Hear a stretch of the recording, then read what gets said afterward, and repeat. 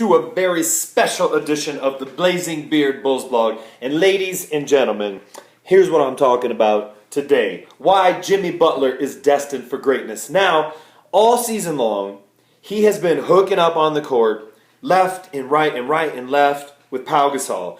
And talking about Pau and how Pau knows how to win and what he's done and how he's made the team a better team and him a better player. And I'll tell you what. Very few players, and there's a lot of gifted players out there, a lot, but very few players have that kind of drive and respect for the game and to attain greatness.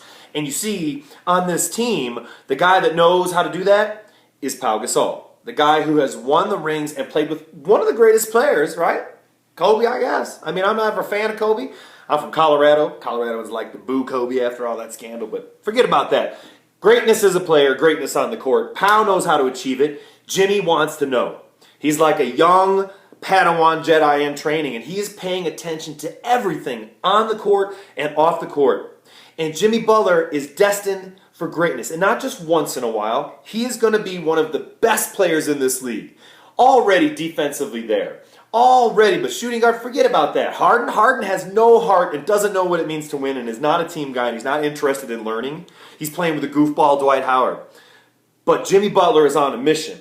And when you're on a mission and you're from Chicago, it's either the Blues Brothers or it's basketball. And that's what I'm talking about, is Jimmy Butler is destined for greatness. He puts in the time, he connects with other players. This is all just the heart of a champion stuff, but it's also the on-court leadership of a champion. We're hearing the verbal leadership of a champion and people being surprised by what he has to say, but don't be surprised. He's going to expect big things from this team. And that's why it's his team. And it's okay that it's his team. Don't get offended. It's also Rose's team. We need Rose to get through the playoffs, and to do this, we need Rose, period.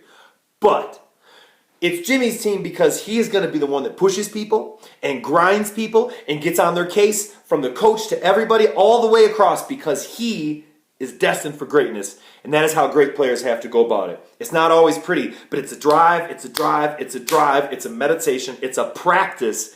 And that guy's into it. And it's special that we get to watch it, because there are very few players out there that really have that drive, that dedication, and that respect for the game. Steph Curry has it. LeBron doesn't have it. He wants to be Defensive Player of the Year, but he always slacks off all 10 times, 15 times, 20 times during a game. He relies on the refs. He doesn't respect that. That's why he's not going to end up where everybody thought, the pedestal that they had put him on. Jimmy Butler isn't being put on a pedestal, doesn't want to be put on a pedestal, and that humble attitude is what makes him great. He's been homeless. He's had nothing. He's been thrown out onto the streets. He's going to be a great leader and a great player. Destiny, yo.